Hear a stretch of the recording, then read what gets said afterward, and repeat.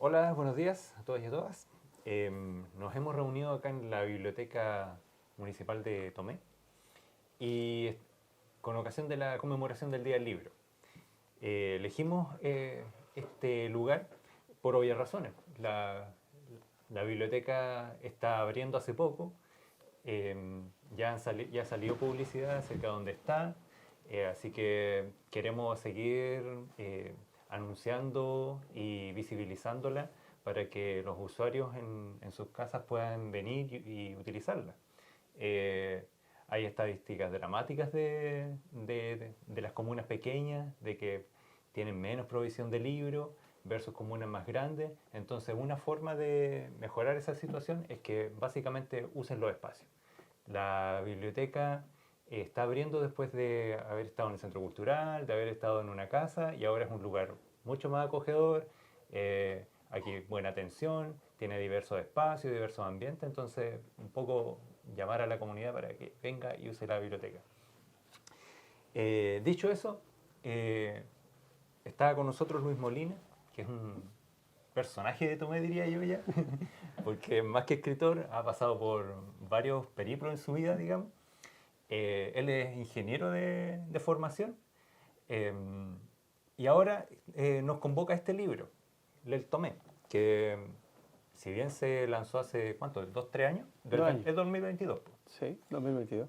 Ya lleva su tiempo y decidimos retomarlo porque qué mejor que comentar un libro cuando la gente ya de alguna forma lo ha procesado. Exactamente.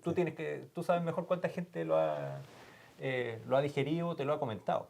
Pero por lo mismo quisimos eh, tomar la conversación en torno a este libro porque también comienza pronto el mes del patrimonio. Entonces, mes del libro, mes del patrimonio, ahí estamos. Qué mejor. Claro.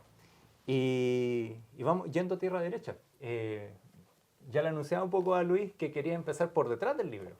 Que, como ven, tiene una atractiva portada, está bien delicada la edición. Pero atrás, Luis nos dice que ha hecho varios libros de varios temas, pero dice libros por publicar. Y esos libros se continúan de este. Si pudiese comentarnos por qué anuncias los libros por publicar. Los anuncio para obligarme, para...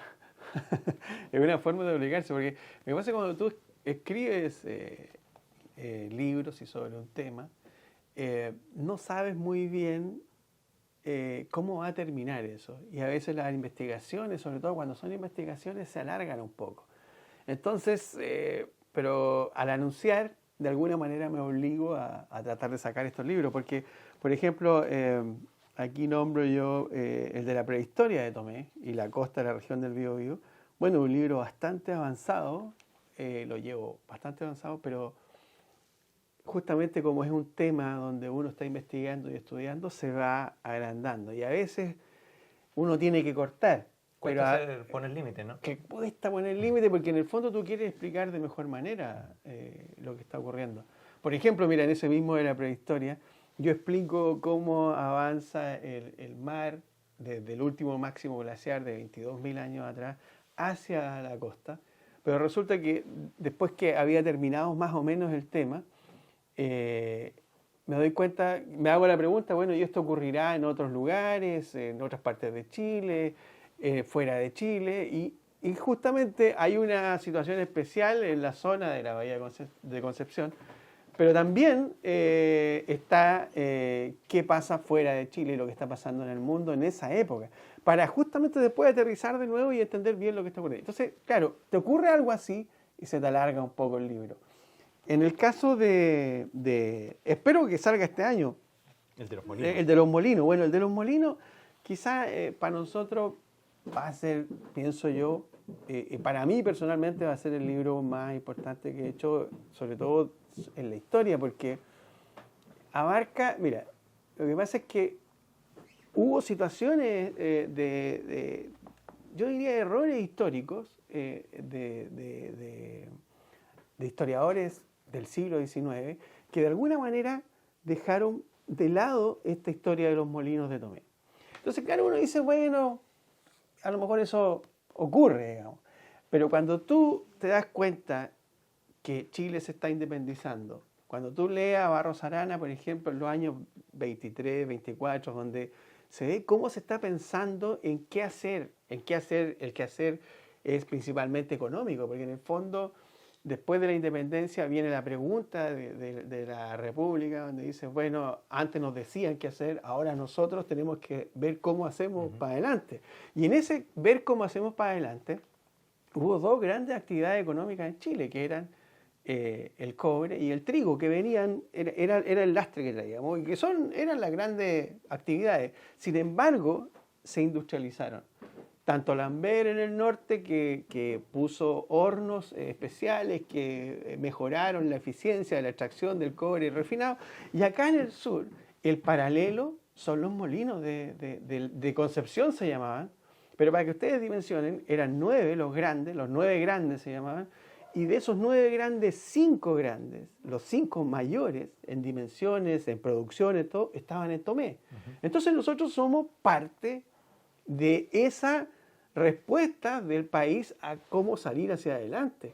Entonces eso es mucho más importante, no es solo para nosotros los molinos, sino que nosotros ahí, en esa parte nos insertamos en la historia nacional. Nos predetermina. Exacto, y no debió haberse dejado pasar, aunque entiendo por qué se dejó pasar, digamos. Pero el punto es, y por suerte, yo no soy historiador y quiero decirlo, pero justamente tuve la ventaja que al ser ingeniero me di cuenta cómo funcionaban los molinos, cosa que no se sabía, y al entender cómo funcionaban, entonces entendí por qué estaban aquí. Y eso es lo que explica el libro. Entonces, gracias a eso podemos recuperar una cosa que es muy importante para la ciudad. Digamos. Trayéndonos a esta publicación, debo decirle a la gente que no lo ha explorado, o a quienes sí, pero bueno, el libro muestra una antesala de lo que nos comenta Luis.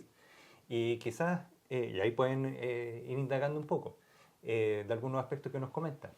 Y quizás una de las razones por las que, ahí te lo pregunto, una de las razones por las que no se ha tomado tanto el tema de los molinos es porque también la historia reciente nos ha determinado también que somos textiles, que hay un orgullo muy particular aquí en Tomé, y quizás este momento que fue preindustrial, por ponerle un nombre, está más olvidado, no hay vestigios prácticamente de esa época, pero sí tenemos la magnificencia de la industria textil.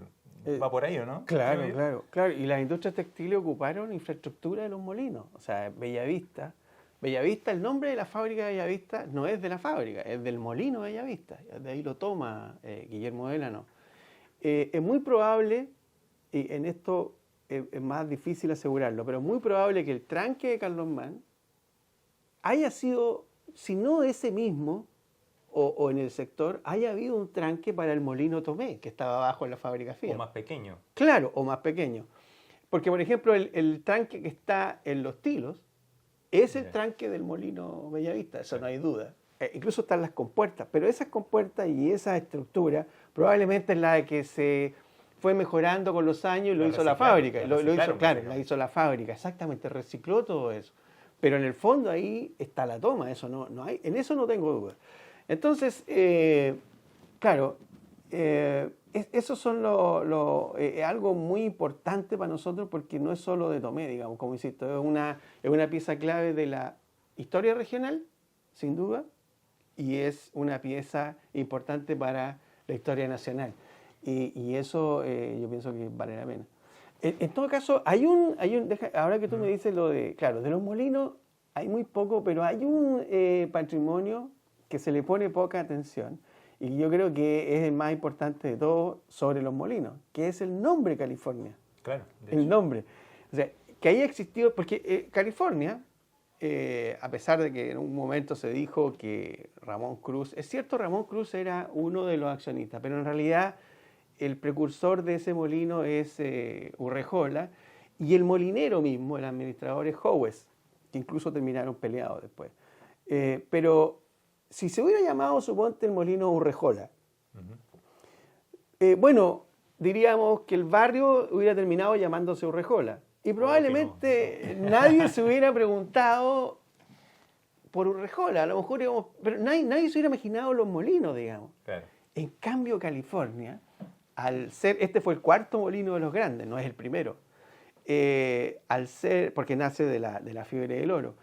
Entonces, al ponerle ese nombre, ha quedado como un vestigio el más importante de todos, de los molinos. O sea, eso inmediatamente, cualquier persona que viene afuera te dice, California, ¿pero por qué? No, es que teníamos molinos. Tiene que ver un poco con la toponimia, que un poco caracteriza a Tomé. Por ejemplo, Coliumo ya tiene que ver con pueblo originario, Cocholwe y demás. Bueno, esta es una época un poco posterior, California, pero tiene que ver con eso, ¿no? Sí, sí, sí. Como un poco van quedando nombres y bueno, va generando identidad. Va generando identidad. Ahora, como hemos ido un poco hacia atrás en esta conversación, yendo a la toponimia, yendo al El Tomé. Al El Tomé. En la exploración y narración que nos invita aquí a leer y a conocer Luis Molina, habla del El Tomé desde varias facetas, como un poco desde lo lingüístico, desde incluso un cacique que podríamos echarle la culpa a él, que en el fondo Tomé se denomina así. ¿Podrías comentarnos un poco a qué se debe el nombre, ¿no? Al nombre?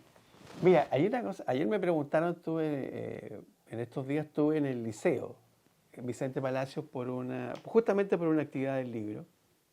Y me preguntaban por qué había hecho esto, por qué escribía y por qué escribí esto sobre el Tomé. Me preguntaron eso, un niño, un joven. Y claro, lo que pasa es que nosotros teníamos varios nombres. Digamos, teníamos, varias explicaciones del nombre. Oye, Tomé. Claro, podría ser por esto, por el cacique, por esto otro, qué sé yo. Yo siempre de chico conocí Totora en el agua. Claro, así. Totora en el agua. O Totora, está claro. Tomé Totora. Entonces, bueno, es como yo le explicaba a los jóvenes que si te preguntaran a ti cómo te llamas y tú dices, mira, parece que Pedro, parece que Juan, parece que... Entonces, para mí era un problema que yo quise enfrentar y decir, a ver, pero primero quise saber cuál de esos era la explicación real. El problema fue que al tensionar cada una de las versiones que habían, todas se me cayeron. Y ese fue el problema, se me cayeron todas. Por ejemplo, la más fuerte y la más conocida es la del cacique Tomé. Y claro, este cacique en realidad vivió en Contulmo, entre el lago Lanalhue y yendo hacia Purén. Y no tenía mucho que ver con nosotros. La duda salió inmediatamente porque ese Tomé aparece en la Araucana, claro, y dice que es un líder de Puelches. Entonces yo decía, pero ¿cómo un cacique de Tomé, que es seguramente costero, iba a ir y liderar a gente de la sierra, de Nahuelbuta, cazadores de guanaco y todo eso? Gente del Pehuempo. Gente, claro, del Piñón, de la exactamente. Araucaria. Era muy, muy extraño eso, y eso hacía la duda, digamos. Bueno, entonces llegué a libros de españoles que estuvieron aquí, me parece que Rosales y el otro Crescente, no me acuerdo en este momento el nombre, y ellos explicaban en una parte que este lugar se llamaba L'El Tomé. Y explicaban que habían algunas personas, la mayoría le decían L'El Tomé, pero algunas le decían Tomé, o El Tomé, El Tomé. Entonces estaba esto ya que era un indicio de la ciudad. Pero ahí entré yo en contacto con quien hace el prólogo del libro, que es Daniel Stewart, y Daniel Stewart me envió escrituras donde aparece el valle del El Tomé. Entonces ya era... Incluso hubo una anécdota con eso, porque Daniel Stewart, que conocía Tomé, digamos, porque él ha hecho trabajo en Penco y todo eso, él cuando leyó, no se dio cuenta que era el Tomé, digamos, porque tenía la idea preconcebida. Entonces cuando yo le digo, y él me dice, uno lee lo que quiere leer, dice, y tienes toda la razón, y me empieza a enviar copias y se da cuenta que el nombre era el Tomé. Porque yo también le envié lo de los libros, etc. Entonces ya con eso, el libro estaba más o menos resuelto, y solo había que formalizar bien la investigación, poner las fuentes y todo eso.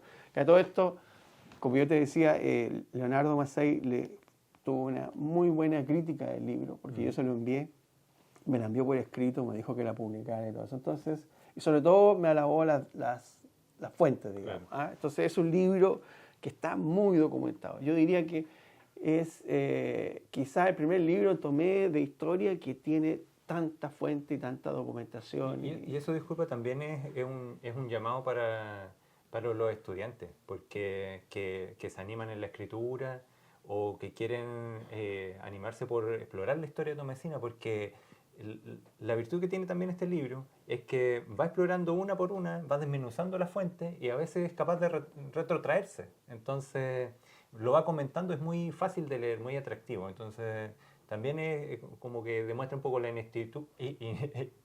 honestidad, perdón, de aquí del autor, porque avanza, vuelve y desmenuza cada una de las fuentes. Entonces, eso como en términos disciplinares es vital para la investigación, en este caso histórica. Claro, porque uno no sabe el resultado, uno va... Y a mí me gusta, en el otro libro también lo hago, me gusta que la persona que me lee vaya viendo cómo yo lo hice. Claro, se va abriendo. Claro, cómo se va y vaya entendiendo. Y también que se entienda el error, porque claro, uno comprende, por ejemplo, el error más grueso, que quizás viene de Rafael Miranda, porque mira, aquí había dos fuentes, digamos, importantes. Rafael Miranda, yo diría que Campos Harriet se agarra también, que es historiador regional, se agarró también un poco de Rafael Miranda, que para los jóvenes escribió ese librito de 1925 de geografía e historia de Tomé, que está en la red y todo eso. Y la otra fuente también era este historiador señor Jorquera, Andrés Jorquera. Claro, esas son como las fuentes. Y claro, pero el problema fue el siguiente, que se llevó la palabra Tomé al pasado, claro, el vocablo.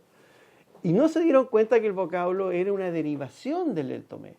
Entonces, cuando tú llevas Tomé al pasado, en realidad el Tomé que nosotros creemos de la ciudad no existe en el pasado. Existe en Contulmo, pero acá no. Entonces sería como llevar Tomé al pasado y nunca vas a encontrar el paralelo porque el paralelo es el Tomé.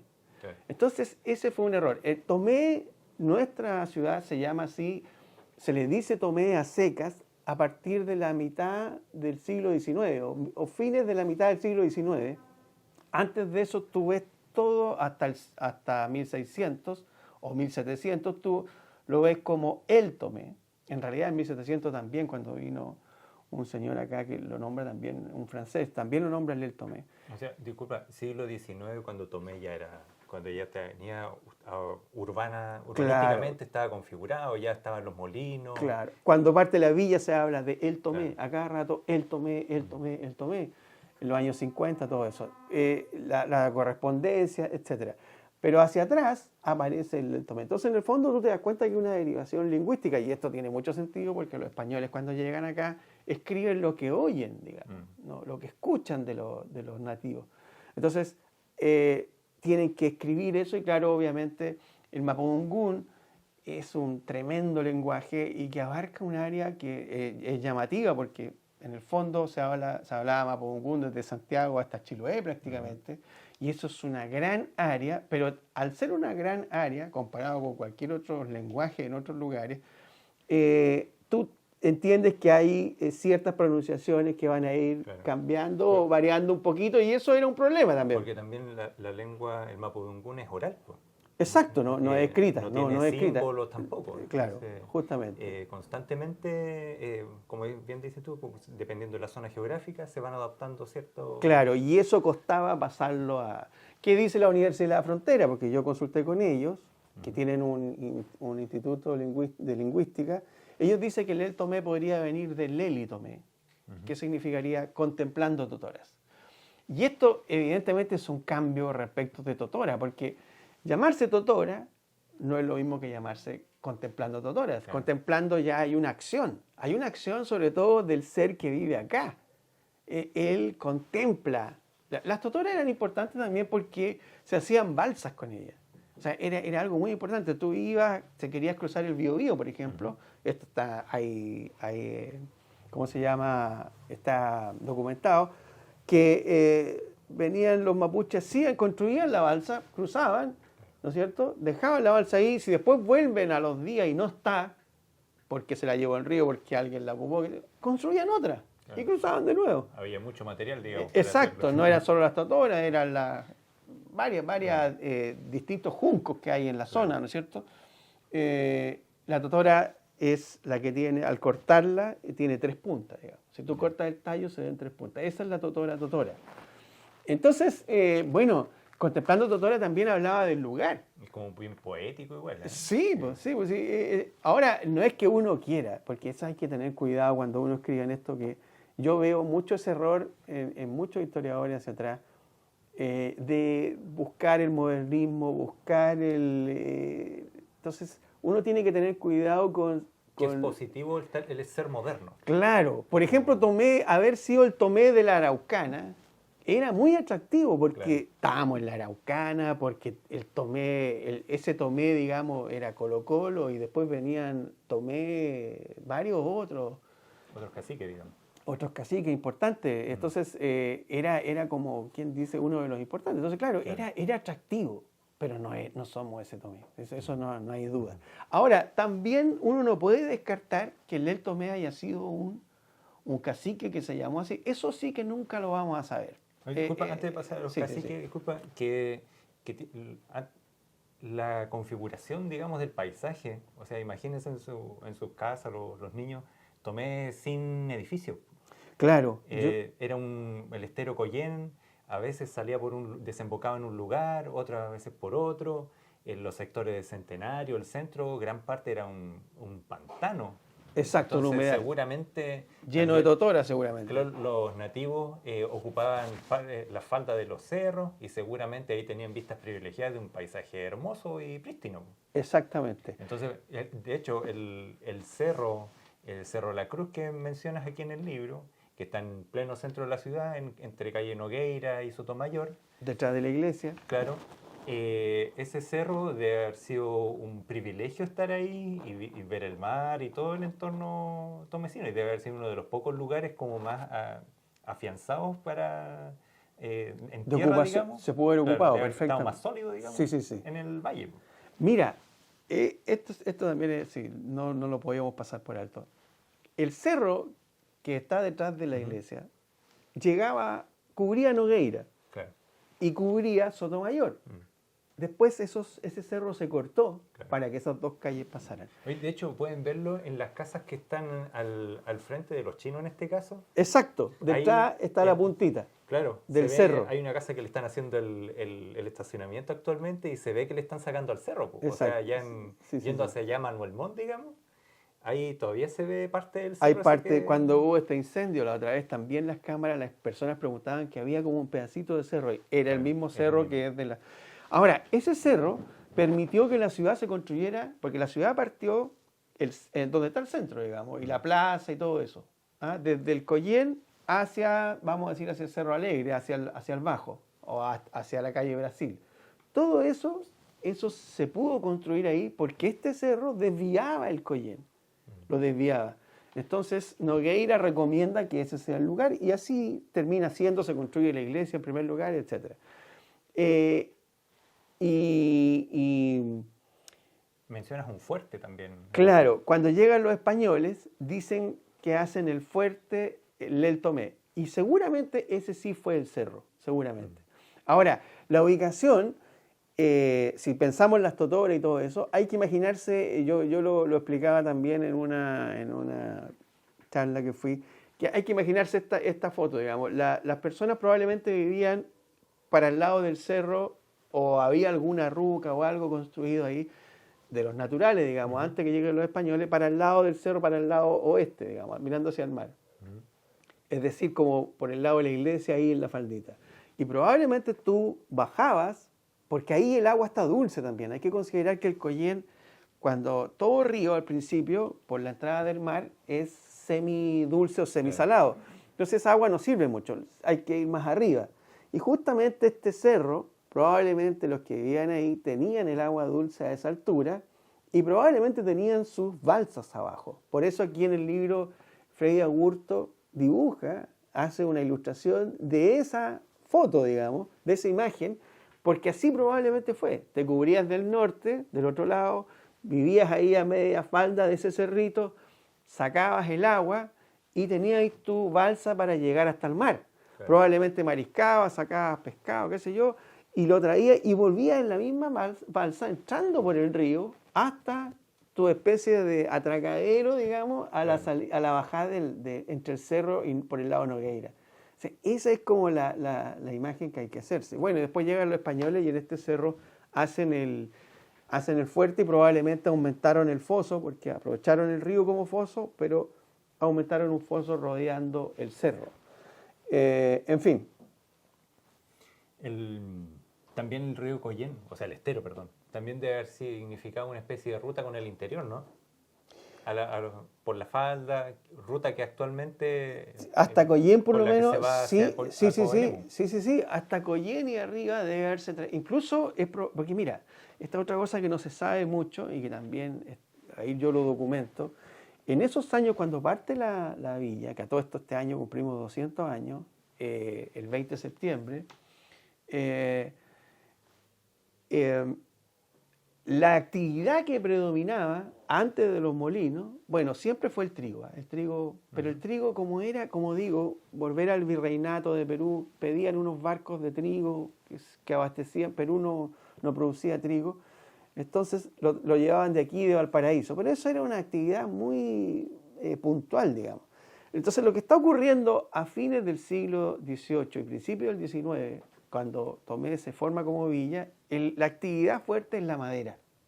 Entonces es posible que los bosques que estaban de aquí hacia atrás, donde tú estuvieras cerca, tanto el Coyén o digamos, tú probablemente tirabas los troncos al río y por el río venían a dar. Claro. Por eso, y una prueba muy fuerte de todo esto es que en el diario El Faro del Biobío, digamos, que es del año 33, 34, después por el terremoto dejó de funcionar, hubo un terremoto en 1835, entonces se hablaba así los precios de distintas mercaderías de la región y había una que decía precio de la madera puesta en la playa del Tomé.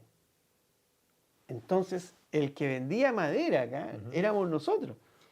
Y seguramente no solo llegaban por el río, pero seguramente ahí donde está el morro, donde justamente tengo el café, en esta parte ahí, en esa punta que da a la salida del Coyén, eso debe haber sido una explanada llena de madera. Claro. ¿Ah? Y que sobre todo en verano debe haber estado con mucha madera y ahí iban a... Ahora, ¿a quiénes se vendía madera? Evidentemente a los barcos, porque los barcos a vela eran todos...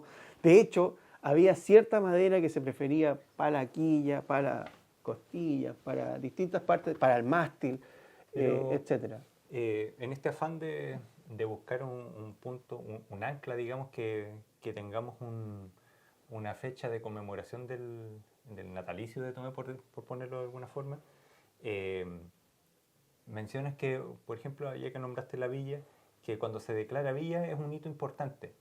Sí. Porque también lo comentas que en el fondo significa un cambio de rumbo y un deseo de modernidad o de lo que hayan tenido en esa época, porque en el fondo se consagra una nueva ocupación, un nuevo dominio. ¿Ya? Exacto. Bueno, a propósito que nos nombrabas el tema de la villa como un hito importante en la comuna, buscando un poco un ancla que nos sirva para celebrar una conmemoración o para celebrar un día como que Tomé empezó en este tiempo, en este día, ¿ya? Porque de alguna forma todos ya hemos sabido que Juan Bautista Pastene hay un error, por decirlo gratuito, suavemente, digamos. Sí.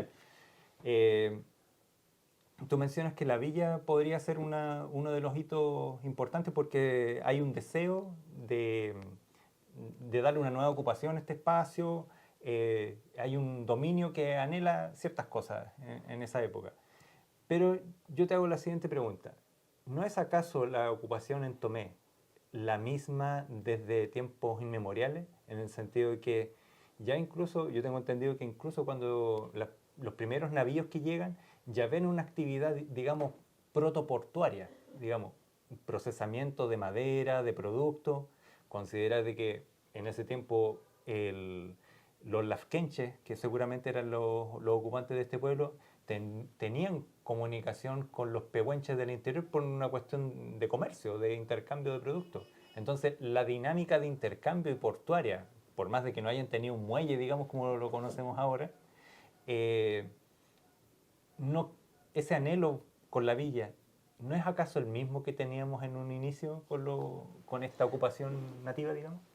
Mira, yo eso lo explico en la introducción del libro, porque es evidente que cuando hablábamos delante del libro Por venir la prehistoria y uno va hacia atrás y entiende todo esto que tú estás diciendo, habría que decir que aquí alguien llegó por primera vez y probablemente hace 10.000 años atrás.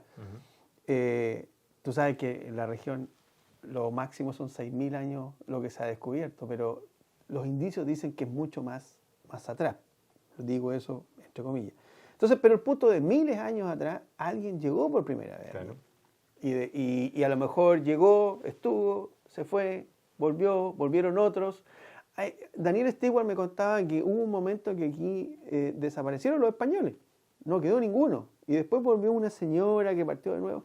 Entonces los lugares tienen comienzos, términos, van, y hasta que queda lo que conocemos y que nosotros conocemos a través de la historia, lo que documentamos. Entonces, claro, por ejemplo, aquí se dice, nunca ha sido descubierto, Tomé. Eso realmente es pasar por encima de todos los antepasados nuestros, porque obviamente que fue descubierto. Lo que pasa es que el problema está donde documentamos nosotros. Entonces, ¿por qué yo digo que la villa? Porque yo no puedo llegar a documentar algo de este estilo con los antepasados nuestros porque no hay registro, ni siquiera, tú mismo dijiste, y eso es así, los mapuches no tenían registro escrito, por lo menos conocido, y todo indica que no vamos a encontrar nada de eso, por la forma de vida de los mapuches. Entonces, claro, uno no lo puede documentar, y si alguna vez existe una tecnología para eso, se cambia y vamos y decimos, mira, aquí sí hubo alguien, y podemos decirlo, y si sentimos como eso importante, lo vamos a valorar. Lo que pasa es que yo lo que digo... Habría que entrar a corregir esto. Claro, justamente, pero si la historia va, cuando se dice, oye, se está revisando todo, la verdad es que hay mucha más documentación que antes, hay que tener esa conciencia también. Entonces, ¿por qué yo elijo eso, digamos? Porque, bueno, en los españoles es difícil ver una iniciativa, en el periodo de la colonia, estoy hablando de 1600 hasta 1800, es difícil ver una iniciativa propia del lugar, porque las iniciativas propias del lugar no existen. O sea, esta es una capitanía general que es parte de un virreinato. Nosotros somos un reino. Entonces aquí se hace lo que dice el señor virrey del Perú. Entonces cuando se manda trigo, yo como te decía, aquí venían y pedían, ya, mira, necesitamos tanto trigo, necesitamos tanto cobre, porque también se mandaba a pedir cobre en la colonia para hacer cañones y todo eso. Entonces, y listo, y se le enviaba no es que alguien dijera, voy a iniciar, oye, ¿por qué no empezamos a venderle trigo a los peruanos? No, eso no existe como un concepto. Eso aparece solo en la independencia. Entonces, por eso yo llego a ese lugar. Ahora, antes de esa fecha yo había visto la de que Tomé llega a ser, en 1850, capital del departamento de Coelemu. Y eso lo lleva a ser la segunda ciudad de la provincia, digamos. A pesar de que era villa igual, pero es el segundo lugar más importante. Eso llegó a ser Tomé en los años 50. Pero yo elijo esto porque este es el comienzo de eso. O sea, eso que vemos ahí es, y como siempre es un reconocimiento político que siempre llega atrasado. Claro. Ya en el 43, el gobernador Toribio Reyes, o Toribio Plaza de los Reyes, había pedido en el diario El Telégrafo, 1843, que Tomé fuera declarado, siendo el gobernador, que decía que Tomé tenía que ser declarado capital del departamento, y él daba una fundamentación muy extensa de por qué. Claro. Y ahí describe todo lo que se había logrado en Tomé. Entonces, pero claro, ¿cuándo comenzó eso? Cuando desde aquí Nogueira, Ferrer, seguramente Serna, Maldonado, toda esa gente, esos principales o iniciales vecinos preocupados, digamos, del lugar, piden que se haga. Y Juan de Dios Rivera, el intendente de la región, enganchó con eso. Un año antes, en 1823, lo intentaron hacer con Penco. Nogueira también tenía terrenos en Penco. De hecho, le vendió un derecho de agua después a un molinero, a un molinero francés, a Pedro Melle o Meje. Entonces, pero eso no resultó, porque el Cabildo de Concepción, ¿te acuerdas que se había trasladado a la ciudad? Entonces, hubo problema ahí, no pasó. Entonces lo que dices tú que con esta consagración y reconocimiento en el fondo se cimentan pretensiones que venían de antes, pero que se hacen realidad, digamos, en este nuevo Exactamente. Porque quienes vieron antes el potencial, justamente tú no escuchas o no ves en los escritos hacia atrás, en los españoles, no ves residentes de acá diciendo esto, pero sí ves, por ejemplo, a Malaspina, o Basiljal, o Popic, que vino después. Toda esa gente decía que aquí había un potencial. O sea, eso tú lo encuentras. Claro. Entonces, Juan de Dios Rivera lo que hace, que no es poco, es tomar eso y darle una forma. Y pide a Freire, nada menos que su compañero de armas. Juan de Dios Rivera, hay que recordar que Freire, digamos, era un militar de fuste, y él peleó siempre, su compañero de armas, primo también, era Juan de Dios Rivera. Entonces, Juan de Dios Rivera no quiso el cargo de ministro de Marina, porque él quería volver a Concepción, él era de Concepción, y eligió, quería que lo nombraran intendente, ese era su interés. Y finalmente el Senado que había ahí le dice que no, que tiene que ser, y la solución que buscan es que es ministro de la Marina, pero en paralelo, ¿cómo se dice? Cuando tú vas como en comisión de servicio, haces de intendente. Esa fue la solución, pero realmente él se quedó de intendente.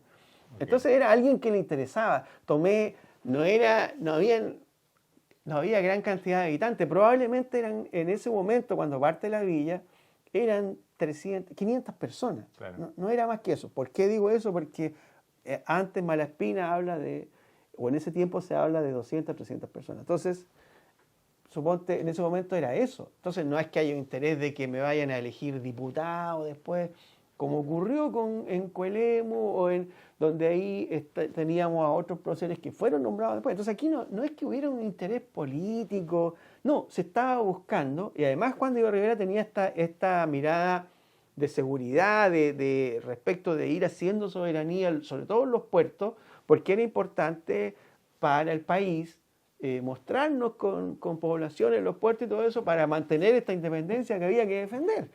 ¿Me entiendes? Entonces, todo eso, con las peticiones y las discusiones que hay y la aprobación de Freire, o sea, cuando Juan de Dios Rivera le escribe a Freire, Freire le está contestando no solo al intendente de Concepción, sino que probablemente es su mejor amigo. Lo que quiero decir es que si te dicen que sí es porque esto estaba bien, digamos. Claro. Y eso es una cosa que nace también de los vecinos de acá, seguramente los vecinos que eran más letrados y todo eso, pero que había ese interés y veían el negocio. De verdad que había un negocio. Las bodegas que se estaban poniendo de frutos del país es trigo, uva principalmente, y la frambuesa, la frutilla, claro. Que esto fue otra cosa que es bastante antiguo, más de lo que creemos, pero es otra historia. Y obviamente la madera. La madera era en ese momento lo que la llevaba. Y claro, y lo hacen, y como te digo, en los diarios aparecía el precio de la madera en 1833 puesta en la playa de Tomé. Esos eran los precios que se publicaban. O sea, éramos nosotros el principal vendedor de madera. Y eso es harto, digamos. Había una actividad económica. Había una actividad reconocida. Importante. Claro. Mira, y siempre, lamentablemente, las fuentes del siglo XIX son hasta Uruaga, bueno, Claudio Gay evidentemente, pero hasta Uruaga nos hizo un flaco favor, porque si tú ves su diccionario geográfico, que es una de las principales fuentes de muchas, él describía ahí los lugares, las comunas, y ahí en Tomé dice esto de que Tomé es una caleta de pescadores que en 1842 empezó con los molinos. eso quedó. Y lo han tomado todos los historiadores para adelante. Pero resulta que en 1842 nosotros ya estábamos consagrados como... Imagínate que en 1843 el gobernador dice que debíamos ser capital del departamento. Claro. Entonces evidentemente hay un problema ahí de la fuente. Sin embargo, esa fuente no fue cuestionada y se tomó hacia adelante. Y por eso siempre se decía, tomé caleta pescadores. Evidentemente fuimos caleta pescadores, pero estaban pasando muchas otras cosas. Y eso había que saberlo. ¿No? Y ahora, para ir cerrando, un poco volver a animar a los niños, sobre todo a los chicos que están estudiando, a la gente en sus casas, que revise el libro. Porque, claro, aquí hemos conversado, a veces nos fuimos un poco más allá del libro, pero un poco para demostrar también del potencial que tiene este tipo de investigación. Esto está en el contexto de una revisión o un reencantamiento, digamos, que viene ya no solamente con Luis, viene hace tiempo ya con Rolando Saavedra, y con varias personas más que en este momento ya se me olvidan, pero en el fondo están intentando explorar otras vías de conocimiento para nuestro territorio. Y en el libro, por ejemplo, aquí no vamos a alcanzar a tocar, pero por ejemplo la importancia que pudo tener Dichato, por ejemplo, que se menciona como el puerto de la Herradura, ese otro error. La bahía de Coliumo, exacto. Otro error que menciona aquí Luis. Entonces, si pudiésemos ir cerrando como con un mensaje a puerta del mes del patrimonio, Día del Patrimonio, de la importancia que tiene esta exploración, porque como hemos visto en esta conversación, no es terminante esto, pero sí nos provee una recopilación, una exploración de las fuentes que es muy rigurosa y que es un ejemplo para, ya como lo he dicho, para todos. Entonces, si pudieras darnos unas últimas palabras para el Día del Patrimonio, digamos. Claro, claro. Sí, lo que hay que decir, la buena noticia es que, y esto yo lo sé porque como estoy haciendo otras investigaciones, quizás tengo la ventaja respecto a ustedes, que no salen los libros todavía, digamos. Pero la buena noticia es que Tomé tiene mucho todavía por investigar, ¿no? Y su historia es más interesante de lo que nosotros creemos. Quizás lo textil nos da la identidad, porque nuestros abuelos, no sé, pues 5.000 trabajadores constantemente en las 3 fábricas, significa que todos tenemos prácticamente, hay una alta probabilidad que tengamos un pariente textil. En el ADN. En el ADN del tomecino, y está súper bien. Pero hay historias anteriores que realmente son importantes al nivel del textil, ¿ah? Claro. No son menores, digamos. Entonces, y tenemos ese potencial y hay que investigarlo. Ahora no hace mucho se lanzó también un libro sobre Navidad. Yo pretendo escribir algo sobre la población Carlomán, que yo vi mi niñez ahí. Y justamente Navidad también, el trabajo que hace la niña Fonseca, Burgoa, también tiene harta fuente y todo eso. Yo creo que eso es algo importante porque hay que tratar de que las personas, sobre todo los investigadores, porque al final esto lo van a tomar las personas y todo eso, para que aprendan bien las cosas es necesario que nosotros demos hartas fuentes. Aún eso no es a rajatabla la característica de un buen libro, pero es lo mínimo que uno puede hacer, ¿eh? Lo mínimo que uno puede hacer. Y yo creo que hay mucho potencial hacia atrás. Tenemos la suerte, mira esto, en la paleontología tenemos el plesiosaurio, ¿ah? Que ha sido caracterizado por el paleontólogo Rodrigo Otero. En estos días quizás se ha visto que se ha encontrado otro plesiosaurio en Algarrobo, que sería, ahí también han habido harto. Pero el primero que encontraron, digamos, no es el primero que encontraron, el primero que encontraron más o menos completo fue en la playa de Cocholwo, en Tomé. Claro. Y que es único en su tipo, al parecer. Exacto, Arictonectes quiriquinensis. Entonces, imagínense, tenemos un plesiosaurio que es tu vecino. O sea, de hecho, un paréntesis, decirle que una de las razones por la que no está aquí en Tomé es porque es único. Entonces la legislación dice que al ser único tiene que estar en Santiago. Claro. Ese es como... No, y además el experto era Rodrigo Otero. O sea, lo que pasa es que la pega del paleontólogo es bien complicada, porque incluso tienen que determinar los huesos y qué sé yo, y compararlos con un montón de otras bases de datos del plesiosaurio para darse cuenta que es distinto. Y para suerte de nosotros, era distinto. Y está en Tomé. O sea, antes se habían encontrado en otros lugares, qué sé yo, pero muy poquititos huesos, muy poquititos fósiles. Entonces, hay un montón de... Claro, de entonces eso no abre, porque si hubo un plesiosaurio que está mordido en la pierna, hubo un mosasaurio. O sea, vamos a descubrir mosasaurios. ¿De qué se alimentaba? También vamos a saberlo. Entonces, eso nos va generando mucha información que está ahí y que nosotros estamos relacionados con eso. Claro. Entonces, yo creo que realmente tenemos mucha suerte en eso y hay mucho trabajo por hacer.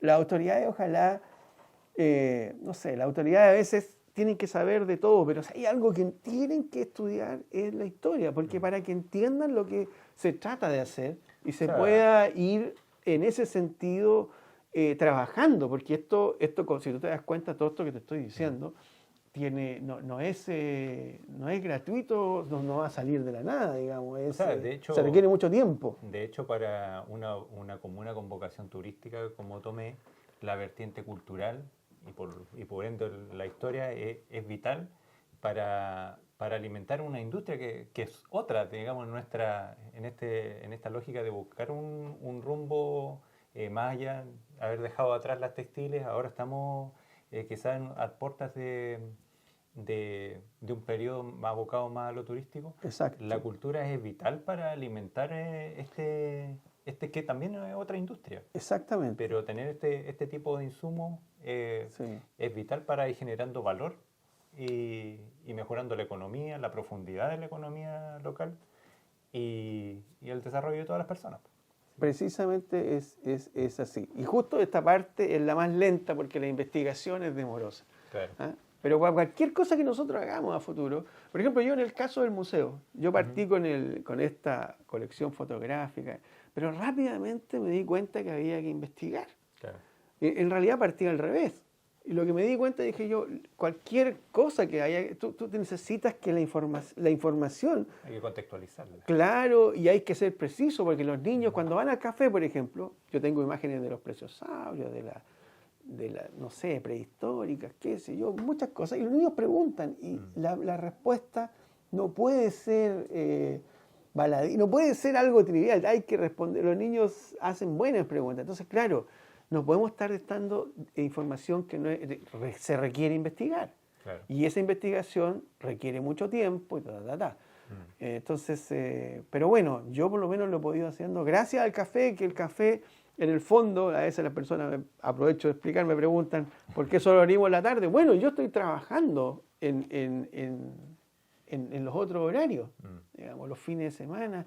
Yo trato de... lleva tiempo. Lleva tiempo. O sea, de hecho, este es el último y ahora Luis está claro. en pleno construcción de otro libro y ya llevan 2 años. Ya. Si tú te diste cuenta, el molino, el capítulo de adelanto de los molinos es de 2016. Entonces, claro, no es que yo esté dedicado desde el 2016, pero esto lo que te dice es que desde hace 8 años, por lo menos, yo empecé a investigar Las cosas esto. necesitan decantarse. Exactamente, claro. exactamente. Así que bueno, agradecer la invitación, Daniel. Te felicito por la iniciativa. Y bueno, vamos a ir sacando lo más pronto posible estos libros que seguramente van a llegar a las escuelas, porque los profesores necesitan la materia prima para... Uno no sabe enseñar este tipo de cosas. Eso lo tienen que hacer los profesores, digamos. Pero sí hay que entregar los insumos, y los insumos tienen que estar documentados, tienen que ser fuertes, digamos. ¿Ah? Nunca van a ser infalibles, pero sí tienen que ser fuertes, o por lo menos tú tienes que ver por qué yo dije lo que dije, tienes que saber cómo argumenté lo que estoy diciendo. Y eso es lo que da una investigación. Así que bueno, te agradezco y que les vaya súper bien. Bueno, estamos cerrando. Le agradecemos a Luis la presencia, que haya aceptado conversar con nosotros. Van a quedar varios ejemplares que donó Luis acá a la biblioteca, así que animarles de vuelta a venir a la biblioteca la conmemoración del Día del Libro no es gratuita, leer hace bien, abre las ventanas al mundo, a diferentes imaginarios, digamos, y nada, será hasta otra oportunidad. Así que muchas gracias y nos vemos en otra oportunidad. Muchas gracias. Saludos.